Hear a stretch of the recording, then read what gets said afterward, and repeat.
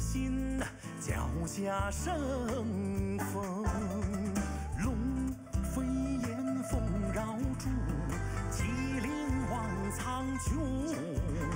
那大雾蝶儿红柴门，让我放纵穿越了时空。四合院里雕花窗，带回了儿时的梦。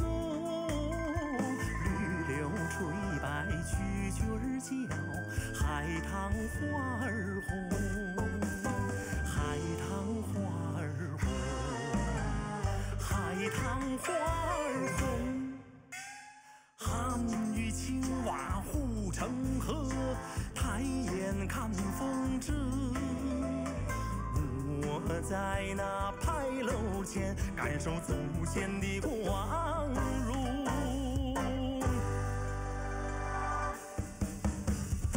我属龙，站在这龙的京城。我属龙，站在这龙的京城。脚下时时传来的轰鸣，岁月的阵阵传来的热浪，它撞击着我的心，它撞击着我的心啊，它震颤着我的心。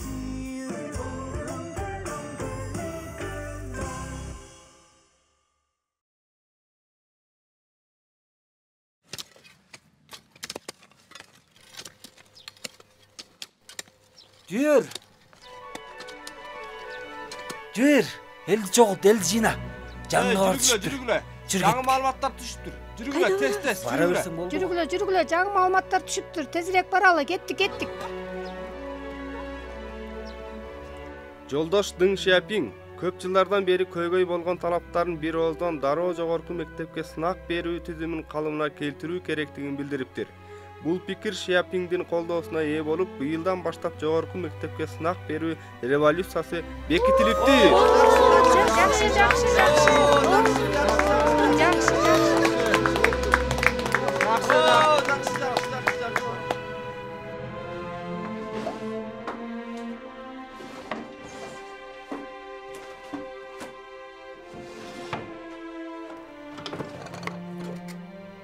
Келинчегим, топтогон акчабыз кайда? Аны эмне кыласың?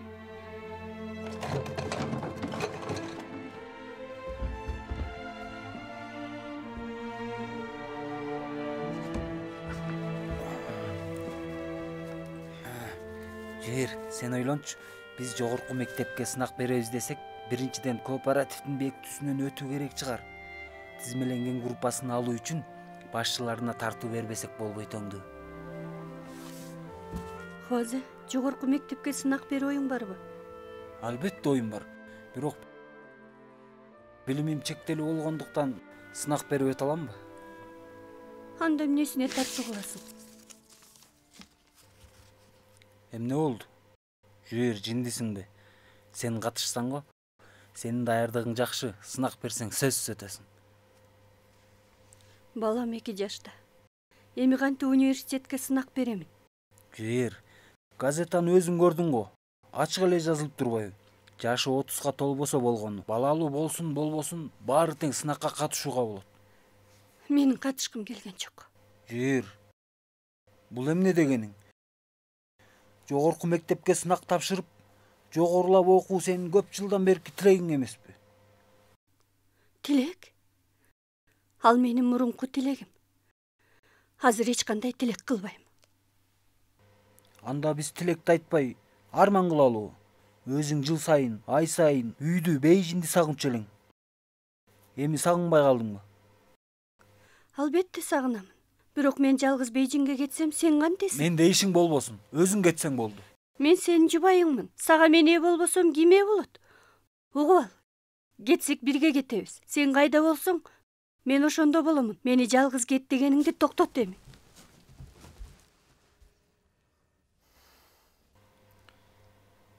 Жүйөр. Сен мени жакшы жубайымсың. Сенин бул сөзүңө мен аябай ыраазымын. Өткөн жаңы жыл майрамында апаңдын мага айткан эсиңдеби? Апаң бизге эрте балалуу болгонуңар болбоду. Үйүе айыл тургуну болуп калса өмүр өксүдү го. Апаңдын сөздөрү бычак менен жүрөгүмдү сайгандай тийди. Ошол жерде кысылганда жерге кирип кете жаздадым. Андыктан Жүйөр, сен сөзсүз сынак берип келишиң керек.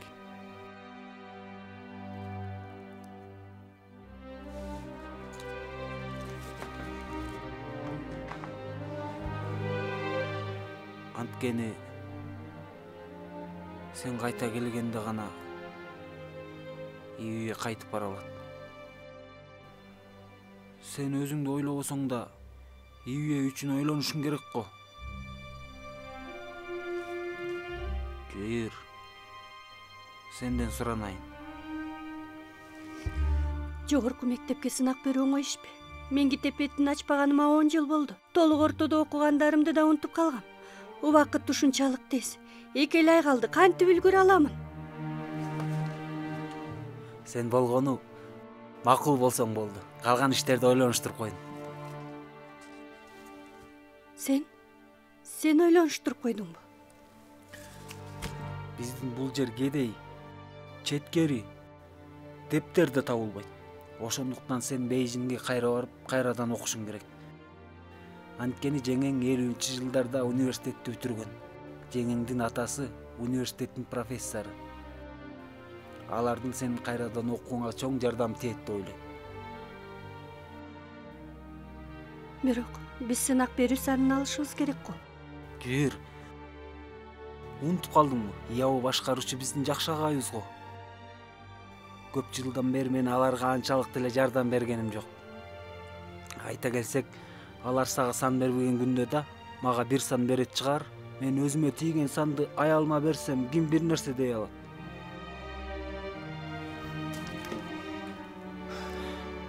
Келинчегим, бул ишти мага тапшыр. Кабатыр болбо.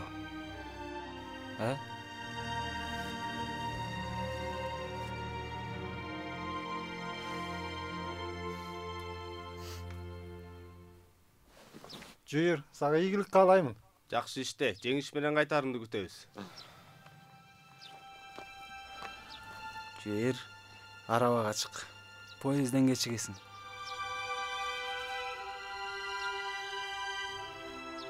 Койчу эми, согушка коштошуп жаткандай болбочу. Макулдашпадык беле.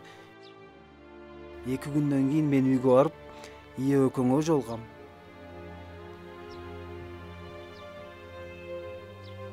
Сен сөзсүз тез кел. Арабага чык.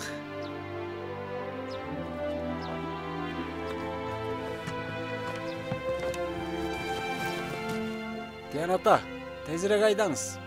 Кабатыр болбо, кечиктирбейм. Хуазы, Айтор тезирээк Бейжиңге кел.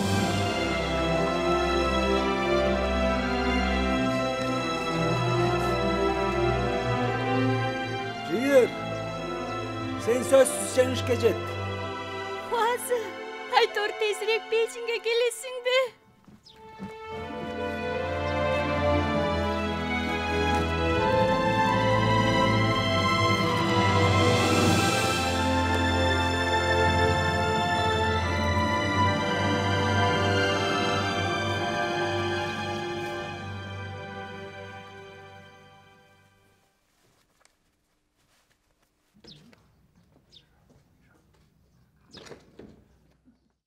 Ай, силер кызыксыңар го?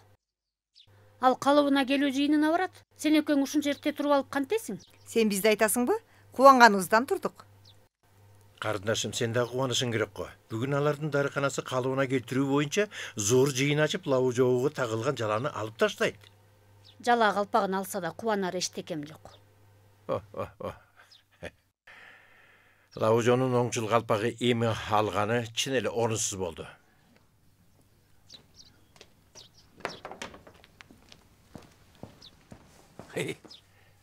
Лаужау, келишимдүү болуп кетиптирсиң. Бул үстүмдөгү кийимди Сүйлен сатып алып берген.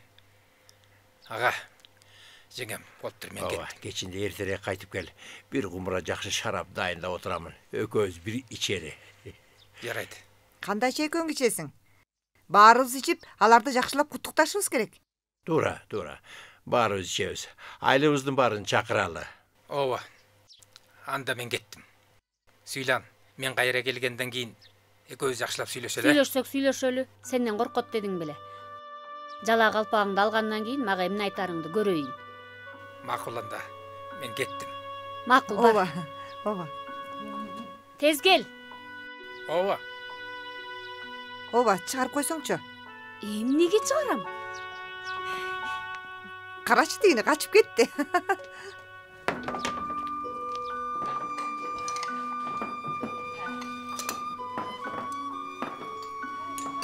Ойбай.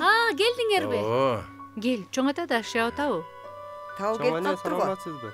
Бул менин неберем го. Айланып кетейин. Ата деп чакырдыңбы? Ата, кана 3 классты бүтүрдүңбү? Кана, айтчы. Эмнени үйрөндүң? адабият, математика, кошуп алуу, чын эле ата. Мен сүрөт тартканды үйрөнүп алдым. Сүрөт тартканды үйрөндүңбү? Мына Жыбарымбек кичинекейинен менин сүрөтканама барганда жакшы көрөт. Ал жердеги жасалган көрүнүштөр сонун экен дейт. Барып алып келе аппарат калпакчасын басам деп жабышып калат. Өзү байкатпай чукулатып көрүнүшкө алууну үйрөнүп алыптыр. Бир көргөндө эле сүрөтчүнүн да өзү белгилүү болуптур. Атасына мураскер экен го. Ата келиңиздер, тамакка караңыздар. Келгиле. Тамак Тамак ичебиз. Отургула. Тамак. Сүргө, менин кичинекей шарабымды алып келчи. Макул. Ата, укмуш шарабыңыз. Арагыңыз бар экен го. Айтпа. Муну баягыда леушүү берген болчу. 2 кумара берген эле. Атаң бирөөнү ичип алды. Мунусун мен катып койгом. Бир кумарасын катып койгонуң жакшы болуптур. Болбосо илгерили жок болмок. Ошону айтпайсыңбы? Отуруңуздар, Бүгүн биз да 1-2 чыны ичсек болобу ата? Ошону айтпайсызбы? Биз дагы жоо атайды куттуктап коелу. Бүгүн мас болгуча ичели. Макул. Бир топ убакыт болуп кетти го. Бул лаужа эмнеге чыкты? Күтпөй эле койгула. Балдар тамак жей берсин. Болбойт. Бүгүн сөз жок. Лаужо келгенден кийин чогуу тамак ичебиз барыбыз. Я. Ошентел. Шыншын, кийимиңди чечип бери кел. Ата, караңызчы. Жау ата келди. Жау агай бул Ата караңызчы. Мына бул Жау агай сүйлөбөй өйдө чыкты го. Көңүлсүз окшойт. Жүрү. Биз да барып көрүп келели. Силер ушунда тура тургула. Биз отура туралы. Отура туралы. Апе, эмне болду? Жокумиң? Жоо дарыгер, эмне болду? Эй, сага эмне болгон? Кантет, жоо дарыгер. Айтпайсыңбы? Агатай, бир бале болгон го? Лаужо. Оңчулдук калпагыңды албай коюштубу? Мейли албаса албай эле койсун. Бирок ушунча жылдан бери бал эле болду сага. Өзүңдү бекем карма. Лажо, сүйлөсөңчү сен. Сүйлөбөйсүңбү? Эмне болду? Эй, Лаужо. Ач эшигиңди, Лаужо. Ач. Эшикти ач. Ага, эмне кылабыз?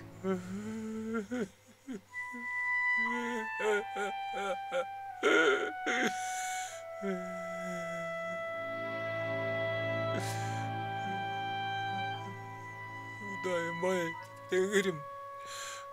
Кандай хорошорду элем.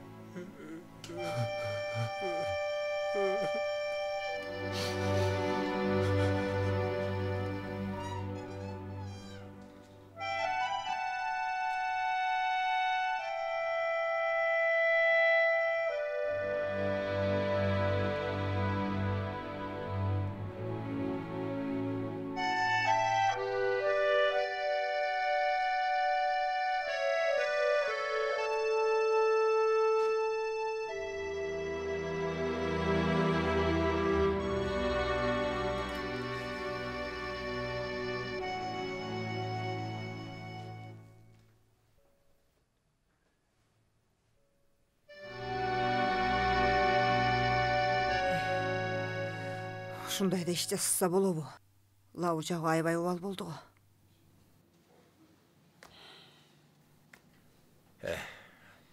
Бул заманда эмне деген иш болбойт дейсиң. Айта берсе арман көп дегени го.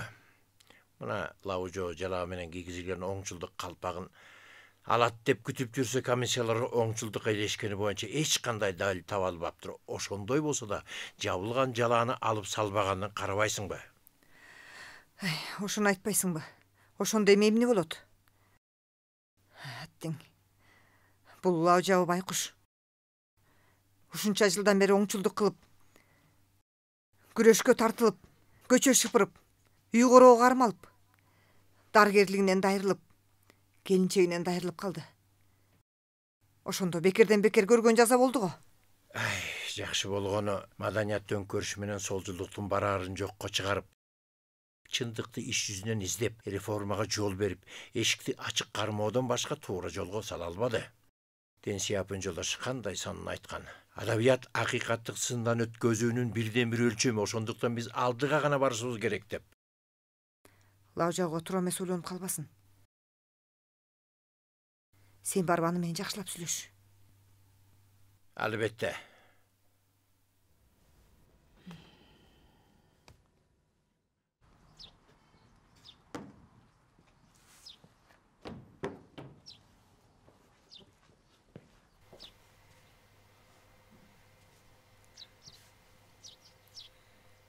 Süylan.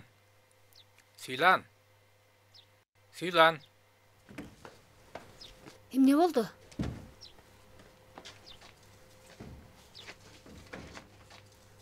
Кичинекейди алдагы жүрмөн менен. Я. Турмуш куруу күбөлүгүн алалы. Укпай турасыңбы? Мен азыр оңчул эмесмин. Мен Жоу Кымиң. Эр азаматтарча сага ашык адам катары аялды калам.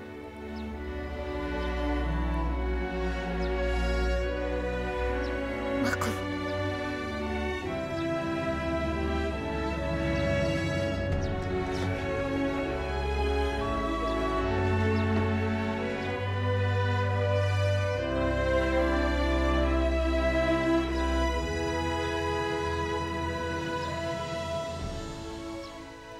Чинхуа канчалаган адамдын тилеген жери эле.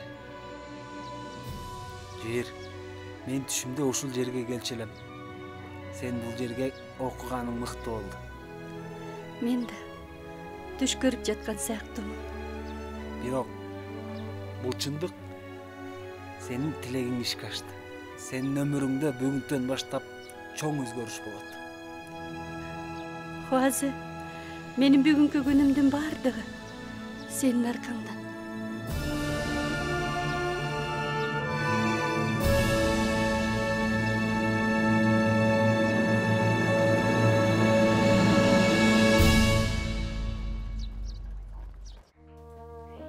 Мына.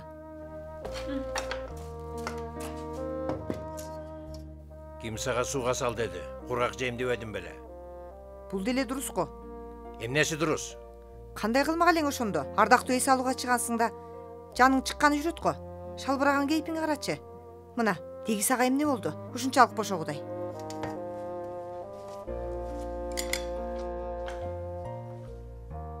Ушуну айтайын деген. Аракет кылып 10 жыл убактым бекер кетти. Мамлекет курулушту кайра баштаганда мен да жыргап бир иштеп калайын десем, пенсияга чык деп калышты. Карачы, мен картайдымбы? Такыр картайганым жок. Канчалык өнөрүмдү али ишке ашырган жокмун ай. Жүзү деген Жубарымбек оңбогон экен. Пенсияга чыгаруунун кагазын бүтүрсөм, мага кызмат караштырбай коюптур. Лаушу да жыргап турган жок. Баягыда жыгыла жабышкан бир сөзү да жок. Же тамагыңды. Мунуңду жебейм, жүрөктү айлантат экен. Кейпиңе карачы, жүрөк барбы сенде? Ушуну эмне деп сүйлөйсүң ай? Ой, кайда келдиң бе? эмне болду? Апа, ата, дагы урушуп жатасыңарбы? Бир түзүк жумушуң жок, уялбай, кызарбай үйгө келесиң да тамакка башыңды саласың. Ата, чын эле жазай турган жумушуң калбадыбы? Атаңдын жактырбаган сөзүн айтпасаңчы сен. Эч нерсе болбойт, ата. Ата, бул чегиртке менен сиз 2 күн ойной туруңуз. Аны ойногондо эмне пайда? Ата, бул чегиртке менен ойной туруңуз. 2 күндөн кийин сизге узун балыктан 1 челек алып келип берейин. Андан кийин торгойдон экөөнү таап берем. Ошол кезде көңүлүңүз көтөрүлүп, маанайыңызга жакшы болот да. Атаң бай падыша эмесби? Мындай нерсеге кызыкпайм. Ошондо буларга кызыкпасаңыз, байыркы курулушка гана кызыгат экенсиз го. Ошондой. Жо, сизге даба жок экен. Сен Жубарымбек. Оюн кууган оңбогон немеге? Андан көрү бир аз аракет кылсаңчы, оюндан башка. Сүргө. Сен да бар. Мектепти бүтүрөйүн деп калдың. Сынакты жакшы бер, Агаңдай болбо, апаңдан үйрөн. Макулбу? Макул. Сүргө, сен чын эле менден үйрөнбө. Атаңдын сага ошондой жогорку үмүт артканына карап, сөз жок жакшылап окуп, университетке киришиң керек. Уктуңбу?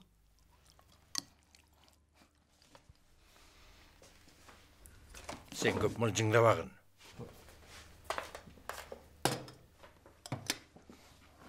Чалпаңдабай тура тур. Айтчы мага. Качанга чейин бул үйдө сен бош жүрөсүң, жумушу жок. Ай, уулум. Атаңдын сураганы жөн.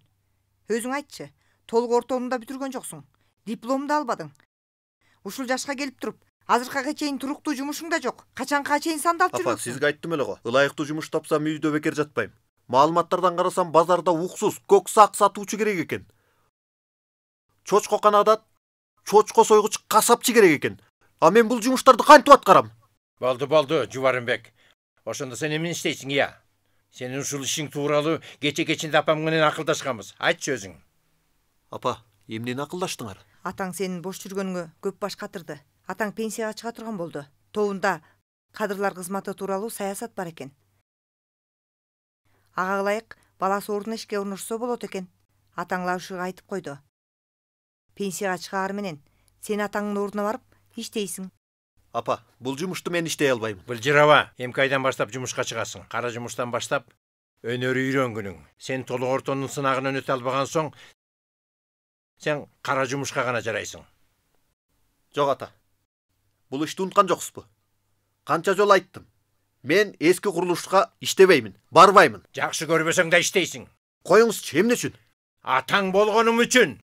Болду, отур. Бул кылыгыңызга көнбөсөм кантес? Ай, мүндүр. Каршы чыкканың кара. Ага сиздин кыйнаганыңыздан. Ата, мени угузчу. Мен 18ге келдим. Мен 18ге келдим. Адамдык эркиндигим бар го. Мен эски курулушта иштебеймин. Ай, тез кач. Мен эски курулуш тобуна барбаймын. Ата, болду. Ай, абышка. Ата, сизге айтканым айткан. Иштебей. Болду. Ай, чокоюңду кийип ал. Өл талаада. Абышка деги кантесиң деги. Келиңиз, чокоюңду кийип алыңыз. Сууга өтүп кетпесин. Тезирээк. Келиңиз.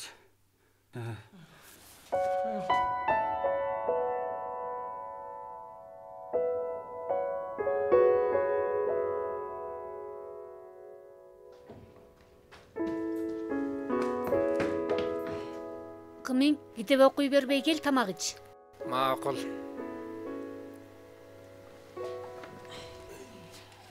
Бак чиркин. Айтпа, курсагым чынлашып кетти. Тамакты дагы түрдүү жасап турсуң. Шарапты да куюп коюпсуң.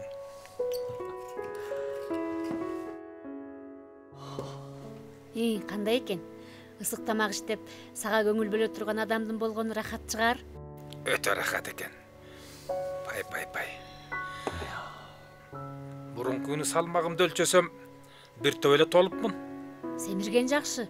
Семиргенде башкаруучуга окшойсуң. Бул баклажанды даамын татып көр. Айтканың боюнча шекер салдым. Бул нан. Ооба. Сен мени абдан леркелетип жибердиң. Азыр билесиңби, ашкананын тамагын жегим келбей калды. Силердин тигил ашканадагы тамакты жебеген да туура. Ашказаныңда оору бар эмеспи? Тайгазандын тамагын жегенге болбойт. Андан тышкары, ашкананын тамагы менен менин жасаганымды кантип салыштырасың? Ушундайбы? Албетте. Биздин Сүйландын жасаган тамагына кайдан жетсин? Бирок айла жок. Эртең дагы ошол ашканада бир күн чыдайт окшойм. Дагы кезекке турасыңбы? Вай, мен башчы эмесминби? Мен кезекчи болбосом болбойт го. Кымиң, сен урушканым эмес. Кызматка абдан берилип кеткен жоксуңбу? Дайыма жыйын жасайсың, орларды караганга барасың, эми кезекке да турасыңбы? Мен сага айтайын, Сүйлан. Азыр мойнумда көп жумуш. Кайратым ташкындап турат. Азыр элге пайда бере турган кезим го. Кадырымды тааныгандарга ыраазымын. Дың Шиапин, Дың мырза өлкөгө жетекчилик кылгандан бери идеяга азаттык берип, дарыгерлерди урматтоого буйруп. Билесиңби? Чың жөңрөң биздин ушул жаңы доорго үлгү көрсөтүп, туубузга айланды. Биз сыяктуу сасык тогузунчулардын көңүлүн кандай болуп жатканын түшүнөсүңбү? Биз араң дегенде ушул күнгө жеттик го. Ошондо ушундай кезде жакшы иштеп, элибизге эмгек иштебесек качан иштейбиз? Чиркин. Кызмат ордуна барсам болду.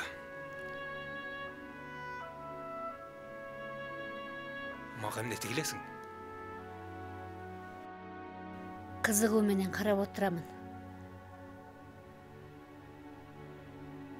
Азыркы жигерленген бейнеңе карап, мен да кубанып отурамын. Укмуш. Сен азыр барган сайын жашаргансып бара жаткан сыяктуусуң. Мурун сенин чачыңды капкара деп жүрчү элем, азыр байкасам мурункудан агарып калган сыяктуу. Ошондойбу? Ооба. Кубанычка адам кайраттанат эмеспи?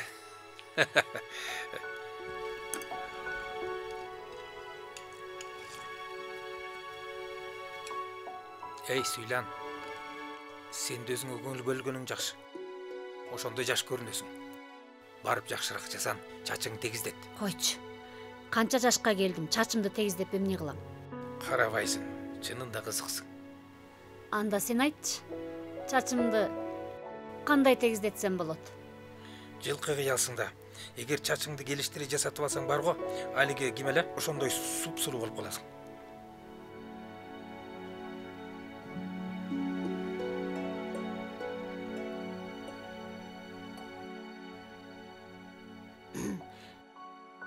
Ким сыяктуу?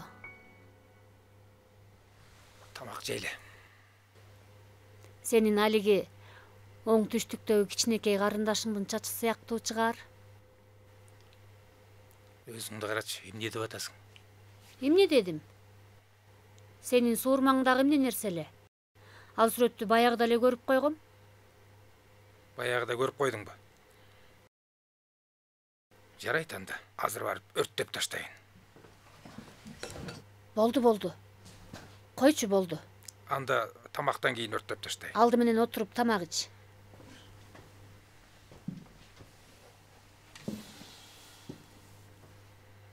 Өрттөбөй эле кой. Жакшы көрсөң тура берсин. Негизи сен меникисиң. Сүрөттүн чоң зыяны жок. Чынын айтсам ал да жакшы болду. Жакшы көрсөң тура берсин. А мен көрбөгөндөй эле болоюн. Ооба. Тамактан жесең? Даамды болуп тур. Көбүрөөк же. Сүргү, мен макул эмесмин. Сен бара кой, өзүң бил, макулбу? Негизи апаң көздүн пикирибиз бир. Сөзсүз сынак беришиң керек. Мен өтүшүм мүмкүн эмес. Эй, экзамен бербей туруп эле өтө албасыңды кайдан билесиң? Ошону айтпайсыңбы? Сен кайдан билесиң өтө албастыгыңды? Жок, сиз айттыңызчы. Атам араң дегенди штатта алып келгенде таштап салабызбы? Дагы сынак берем деп эки ортодо калып, кийин кирейин десем дагы кире албай каламбы деп коркомун. Апа, сиз айтыңызчы. Бул сүргү баргысы келсе жибербейсиздер. Ал мен барбаймын десем бар деп бой бербейсиздер. Сиздин бул кылганыңызды кандай түшүнөбүз? Сен барасың. Азыр штатты сүргүгө берсең, кийин өкүнүп топко кире албай да каласың. Жөн баргының. Апа, айтканым айткан. Өкүнбөймүн. Акбак уулум, турасыңбы? Ата, ордуңузга мени койгуңуз келчү эле го. Сиз дагы тигил өнөрүңүздү мага үйрөтөм дегенсиз. Туубаса талантың бар деп. Азыр мына ордуңузга барайын деп даяр отурсам, мага сынак бер дегениңиз кандай? Сүргү. Сага даба жок экен. Мага сынакка катышам деп убада берген элең го. Өзгөрүп калганың кандай? Болду. Бул жолу сөзүмдү уккунуң. Бир жолу берип көр, чын эле өтө албасаң топко кирин ошондо ойлонуштурабыз.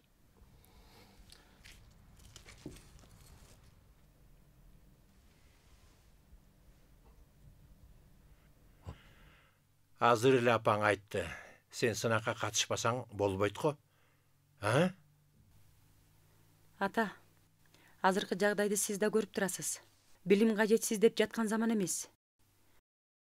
Бул билим пайда болбосо эч нерсе да жасай албайсың. Сүргү, сен бара кой. Бул жерде атаңды кайрай бербе. Айтчы. Билимсиз болсо болобу? Мен билимсиздиктин зыянын тарткам. Бул сөзүңдүн жөнү бар. Сен бара кой. Мени тигил оймо чийме өнөрүмдү ойлой бербей. Барып сабак ук. Жок. Мен ушул жолу сөз жок эски курулуш тобуна киремин деп бел байлаганмын. Ал сынакты ойлогон да жокмун. Кайра мага сабак оку дейсиңер. Мен сынактан өтө албаймын. Биздин мугалим дагы айтты. Биздин класстын жыйынтыкка караганда алдыңкы 5-чи гана үмүт бар деп.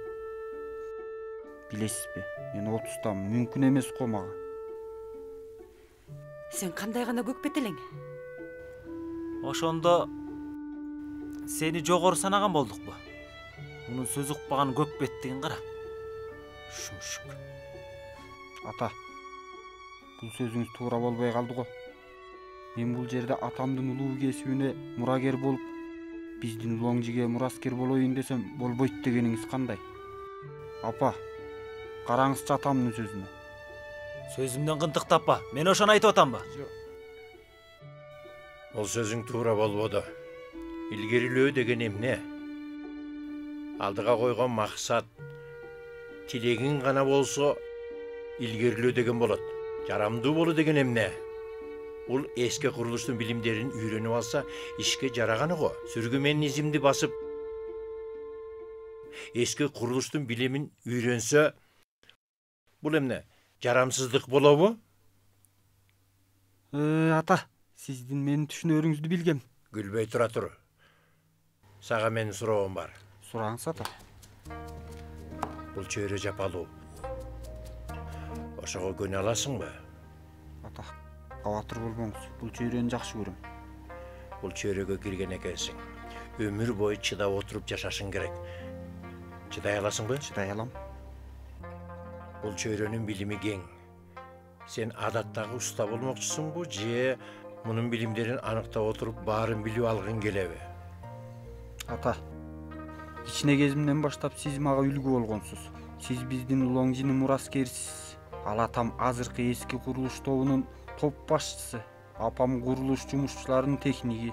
Таятам курулуш факультетинин профессору. Сиз айтыңызчы, мен ушундай бир үй бүлөдө төрөлүп өссөм, ошондо адаттагы бир уста болууга кайдан ыраазы болом? Ата, таарынтканым эмес. Сизден ашып чыгамын деп айта албаймын. Эң кем дегенде сиз сыяктуу эски курулуш чөйрөсүндөгү эң мыкты адам болом. Уккула. Мен айтайын. Уккула дейм. Эң акыркы менин суроом бар сага. Бул чөйрөдө эң маңыздуусу эмне? Суудай тегиз, жиптей түз болуш керек. Жарайт. Ушундай болсун. Эми тилегиңе жеттиң. Эми кыйналып сабак карабай турган болдуң. Бирок апаңдын сөзүнө караганда сен акылдуусуң. Эгер кийин университетке өтө алсаң да, өтө албасаң да, жогорку техникумга ойноп жүрүп өтүп кетпейсиңби? Ага, сиз да көрүп турасыз.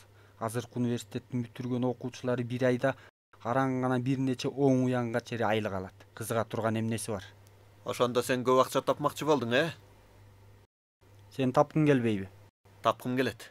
Ошон үчүн мемчирип отурбайм. Ошону айтпайсыз бага.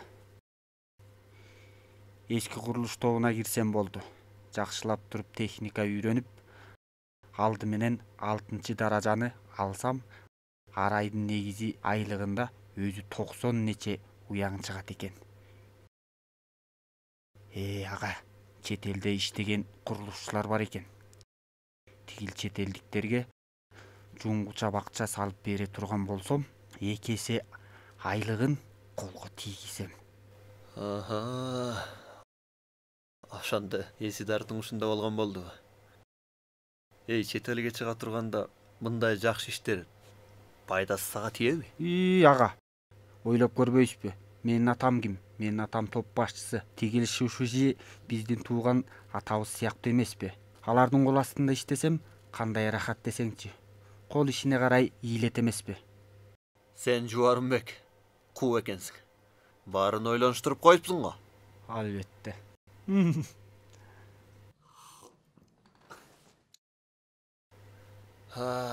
Ата, Ата дебей мени. сизге айттым эле го. Кече өтүштөн кийин шаардан азыр жумуш караштырайын дегем. Негизи бош убакыт таба албай атам. Болду, сен атаңды алдабайлы кой. Мени пенсияга чыгат дегенден кийин кээ бир иштердин мени менен акылдашпай калдың го. Ооба, жумуш ушундай болуп калды, кантес. Курулуш башчысы менмин. Бардык ишти сизге маалымдаганга милдеттүү эмесмин. Алдыгы сөзүңдү дагы кайталачы. Агайым, мындай ишке да ушунча ачууланганың эмнең? Мен күбө боломун. Бул жумушту чындыгында азыр эле айтканмын. Эми сизге барып бул тууралуу сүйлөшмөкчү болгом. Мына, өзүңүз да келип калыптырсыз. Болду лавыршы. Коргобой эле кой. Биздин жасай турган жумушубуз кандай эле? Бихай багын жөндө. Ал деген падышанын арткы бакчасы болгон. Бул талкаланып араң турган бакчаны өкмөт биздин топко ишенип тапшырды го. Биздин топтун Алидо болсо ишеними кетелек. Ошондо эмне мен жумушка катышпай каламбы? Чындыгында сиздин керегиңиз жок. Агатай. Шашылба. Жузу экөөбүз Бихайга барып көрдүк. Бул жолку Бихайды жасоодо чындыгында ошол мына муну кырып сырдоо сыяктуу жумуштар гана экен. Уккан чыгарсыз. Буга сизди керек кылабы? Силер бул жумушту өтө жөнөкөй көрүп турасыңар. Бихай деген кандай жер? Ичинде 9 бөлмөлүү там, 5 укмуштуу секичи бар. Чоң кичине ача көйлө эшиктен бир канчасы бар. Андан сырткары тигил узун залдары. Алардын бардыгы эски курулуштун кызматы го. Бул жумушка кантип капа боло албаймын. Эртең мени ээрчитип, Бихайга дагы бир жолу баралы. Жумушуңарды да бир көрүп келейин. Кереги жок деп айттым го. Агатайым, ушул эле жумушко кабатырланмаңыз. Бул жолу сиз ээ болбосоңуз чынында болбойт. Эртең таң эрте машина жиберейин. Экөөбүз чогуу Бихайга баралы. Эми ыраазы болгон чыгарсыз.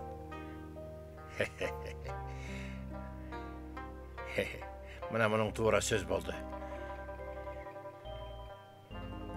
Эртең анда сени үйдө күтөм. Жарайт. Ай, сиңдим, сенин оюңча кыскарткан бул чечим жараштыбы? Жарашты? Сонун болуп калдыңыз.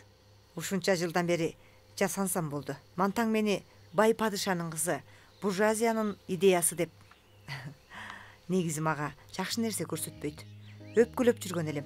Мен да жасанып алайын, өзүмдү кубандырайын. Өзүңүз гана кубанам деп ойлобоңуз, агам да көңүлүндө кубанат. Айта салган сөз эмеспи? Эркектердин баары ошондой го. Ошону айтсаң. Аның да жөн. Ай, лаужуң сага чач тарачка барып чачыңды жасатып, жасанып ал дегени сени карыды деп жүргөн жокпу? Я.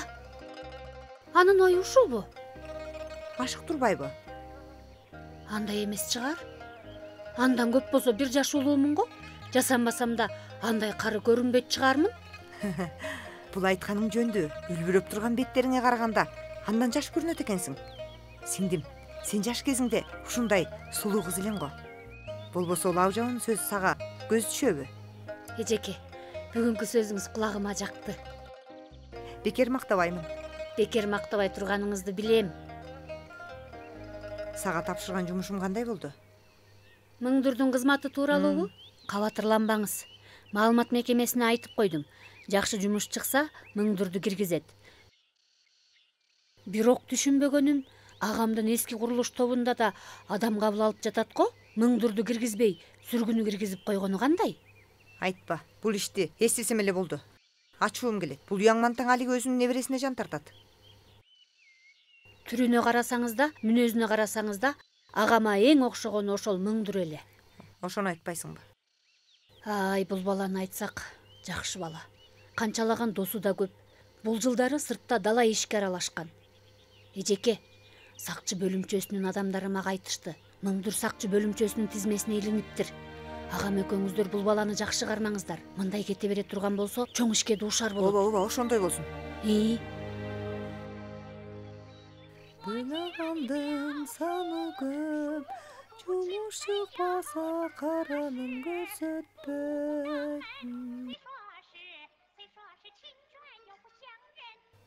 Эй, башың эмне болгон?